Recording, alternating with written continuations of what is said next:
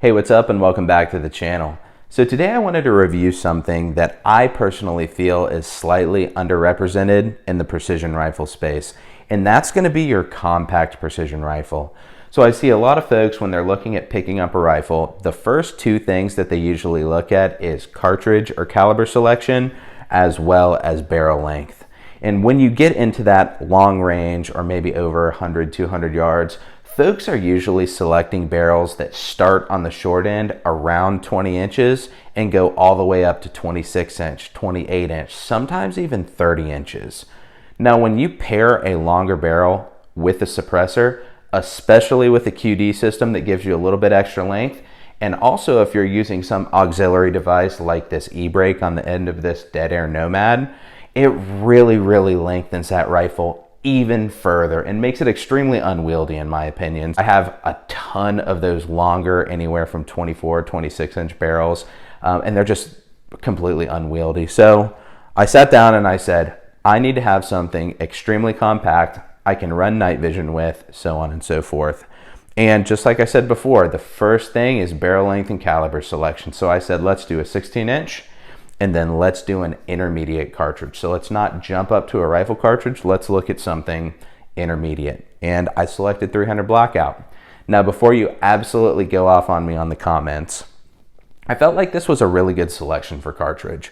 The rifle's got a Schillen barrel. It's a match grade barrel on it, custom action, bedded. It's a glass bedded, as well as there's pillars in here too, but it's glass bedded in a Grayboe Ridgeback, and I'm running MDT mags with the Tikka Tac diamond.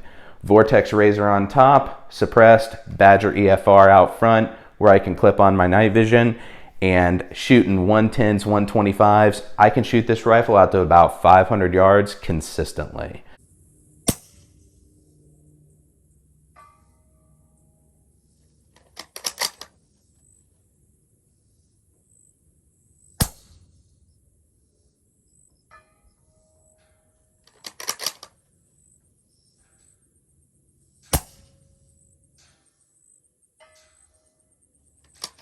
It shoots on paper at 100 yards, about half an inch, so the thing is an absolute hammer. It's got no recoil. I could shoot subs out of it, but it's been a great rifle for me.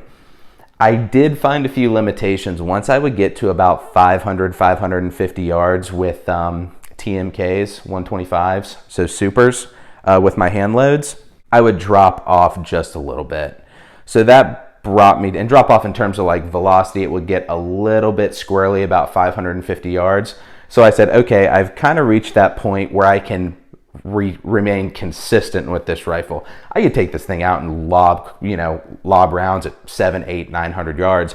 My chances of probability of hitting the target is going to go down, but I mean, I could still hit one out of a few. But the consistency of this rifle, I mean, I'm talking probably 85 to 90% hit rate at about 550 yards. It really just tanks after that. So back to the drawing board, like we talked about, let's look at a cartridge, let's look at barrel length. And I really like the idea of the Scout rifle that Jeff Cooper had. I think Ruger has one, Steyr has one. There are a couple other companies that have put out like Scout rifle styles. And I said, you know, I'm gonna scour the market. I'm gonna see what's out there. I may go with a custom gun. I may look at a factory gun, but I want a short precision rifle in a full rifle caliber, so in 308 or 7.62 by 51. So let's go get what we're working on right now. I just wanted to show you this rifle as this was kind of the brainchild to move on to the 308 space from an intermediate caliber. But let me go grab it, stand by, I'll be right back. I'm excited to show you. So for our 16-inch compact precision rifle in 308, I decided to go with the Tikka Tac A1. Now this was a pretty tough decision. I was really torn between maybe giving another custom rifle a shot, just like the 300 Blackout, or potentially maybe trying a Remington 700 and putting it in a Wooks chassis, maybe a KRG chassis, and doing a little bit of tweaking to those rifles. Usually I can get the Remington 700s to shoot pretty well with a little TLC. But I was browsing online and I ended up coming across this Tac A1 for, I wouldn't say a great price, but it was attractive enough for me to take a little bit harder look at it. And I pay for everything on the channel here, and I just I thought I'd give it a shot. I've heard a lot of people praise these rifles, especially in the action department, and I thought it would be a great opportunity. So I ended up just saying, heck, let's go for it. It's already set up to use night vision and so on and so forth, having a rail coming out front. So we have a place to attach our clip on.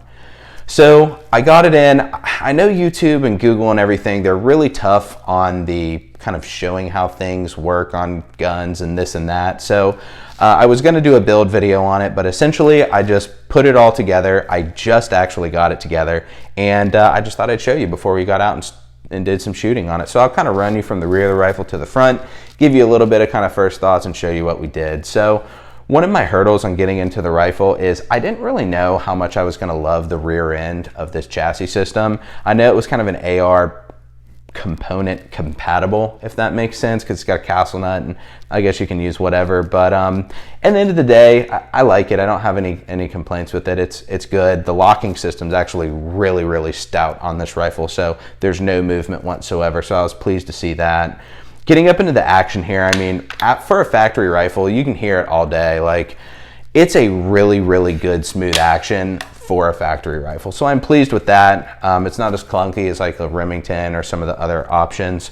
I was looking at one of the Daniel Defense Delta 5s, and one of the biggest detractors is how sloppy the bolt is and how precise you have to be while you're running it. I know it's kind of a polarizing topic. Some people love it, some people don't, but I just really appreciate how smooth the action on the Tikka is. One thing I did change in terms of the action and the bolt and stuff is the bolt handle. I ended up going with like a swept style bolt handle or a sweeping bolt handle as opposed to the factory one. It just kind of gives me the feel that it's like a poor man's AI. So when I'm shooting these European style rifles, these swept bolt handles are an absolute must.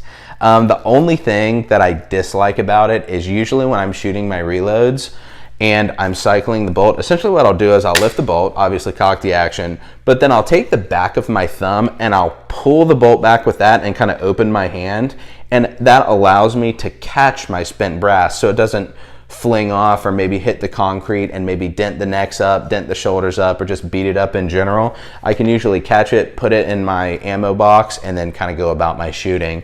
So the hard thing is since it's swept back, my hand's not big enough to pull the bolt handle back with my thumb and then catch the brass. So I'm still learning how to do that, but other than that, it's no biggie. I'm really pleased with the action. So we went with a Yo Dave spring kit. That's actually on the way. It should be arriving the next week or two here. So I know it's got to come from Canada, but shipping time takes forever. But we'll get it in there and see how it works. Another polarizing point was magazines. So all I have is AICS magazines. When I select magazines or detachable magazines for precision rifles, it's always AICS. So I was a little bummed that I would have to use these factory magazines, not to mention they're like $90 or $100 for one of them. So, you know, like I said, I was a little bit bummed, but I was very surprised. This is a big topic. Some people love them, some people hate them. But after kind of working out a couple of the kinks, I had to bend a little bit of the magazine spring, just kind of get everything feeding exactly right. But now that everything's feeding perfectly, it's so incredibly smooth. I can't even tell when I'm chambering rounds, like when I'm practicing. When I'm chambering, I can't even feel if I'm picking up a round. It's that smooth. So at the end of the day, I really like these mags. I just wish that they were not proprietary. But anyways, moving on, we went with the Badger Ordnance Condition 1 mount. And then for glass, we went with the Riton. I think this is the Conquer 5 or 5 Conquer. It's a 4-28 by 56. And usually I shoot Night Force, Vortex Razors. I shoot a little bit of Tractorix. I think I've got 2 or 3 of those. But the jury's out on this guy. The glass looks kind of mid-level. Turrets feel pretty good. I wish they had locking or some capping options. The parallax on this optic literally feels like a Nerf gun. Like, it feels so incredibly bad to rotate the parallax. But I'm going to get out, put it through its paces, see how it works under night vision under the PVS 30 or behind the PVS 30, and just see how that works. But like I said, jury's out on it. It's about $1,000 optic, so we'll see how it turns out. Anyways, moving forward here, the barrel, it's either 16 and a half, something like that, maybe 16 and a quarter, but it is a 1 in 11 twist barrel. Now, I've got plenty of factory ammo, but I also do a ton of hand loading. And I think that I'm gonna try anything from, I've got 125s, 155s, 168s, 175s, 178s. I've got a couple projectiles between the 180 and the 200 grain range.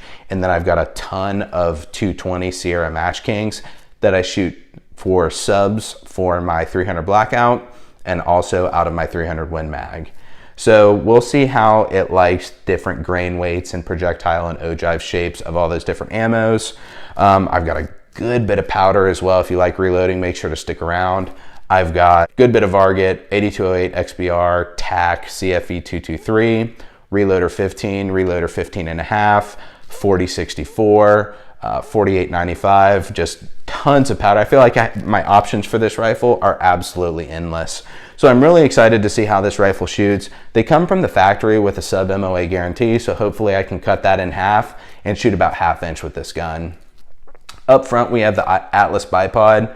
This is just on a QD, like an American Defense QD mount. I use this on all my guns when I'm shooting like prone or I'm not shooting off of a rest. This is probably, well, it is. This is my go-to for bipod. Out front, we are gonna be using a direct thread. This is actually my first rifle that I'm leaving completely open to direct thread. Usually I use the dead air chemo system. I have a handful of dead air suppressors, but you hear direct thread is the most repeatable. I can't confirm or deny this, but I hear a lot of people in the industry saying that direct thread is very, very accurate, you know, as everything stays as concentric as possible. So we're gonna leave it on there. We're gonna see how it works. I have a dead air flash hider for this thread pitch, so we'll see how it works. If the suppressor backs off or it's kind of a pain, we'll go to the dead air system. But for right now, we're sticking with direct thread. And another pro to this in terms of kind of the compact theme of this rifle, it takes off about, I don't know, maybe 1/2 or 3/4 of an inch, because when you're running a muzzle device and then using a QD system, that just adds a little bit of extra length. So I think that this is gonna work really well for us. We'll see how it goes. But anyways, other than that, I wanted to touch on the paint job. I know I always get asked about my paint jobs on this channel. I should have taken a video of me painting it, but essentially what I did is I took Desert Tan, Coyote Brown, and then like a forest green, and I got a big natural sponge and I just dabbed lines throughout it, essentially stripes throughout it in different areas. And then I took a little sponge and I put some earth brown on it, and then I just dabbed a little bit of earth brown randomly over the top. So if you have any questions, let me know in the comments. If you kind of took interest to any of those bullet or powder combinations, leave me a comment down below. Let me know what you think. Let me know what you think about the idea of kind of a compact precision rifle.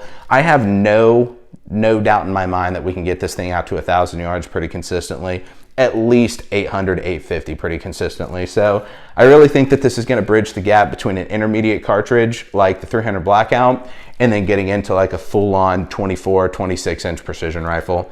But anyways, I really appreciate you sticking around. This is a little bit longer video than I wanted to make. Please tell your friends, tell your family, tell your dog I said hi. We'll see you in part 2.